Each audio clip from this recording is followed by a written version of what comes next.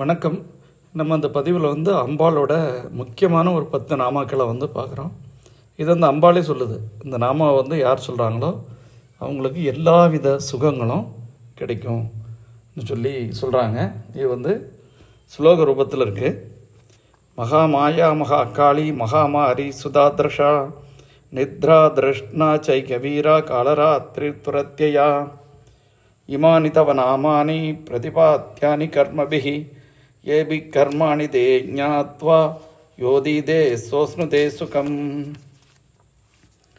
பிரம்மாதிகளையும் மயக்கமுற செய்வதால் மகா மாயை என்றும், அவர்களை நிர்மாணம் செய்வதால் மகா காளி என்றும், அவர்களை அழிப்பதால் மகா மாரி என்றும், அவித்யாதிகளை முழுங்குவதால் க்ஷுதை என்றும், அன்பர்களுடைய எதிரிகளை நாசம் செய்வதில் மிகவும் விருப்பமுள்ளவளாய் இருப்பதால் திருஷா என்றும், யோக நித்ரை என்ற சமாதி நிலையில் இருப்பதால் நித்ராதேவி என்றும், பக்தர்கள் செய்கின்ற பக்தியில் விருப்பமுள்ளவளாய் ஆகையால் திருஷ்ணா என்றும், உலகத்தினுடைய அதிவீர செயல்களின் உருவாய் அமைந்தவள் நீ ஒருவளே ஆதலால் உன்னை ஏக வீரா என்றும், யாவற்றையும் அளிக்கும் காரணத்தால் காலராத்திரி என்றும், அவ்வாறே அனைத்தையும் நிர்வகிப்பதால் துரத்யா எனவும் இந்த 10 நாமங்களும் உன்னுடைய பணிகளை குறிக்கும்.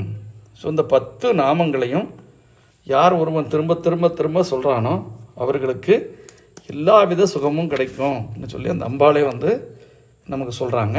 திரும்ப ஒரு முறை அந்த ஸ்லோகம்.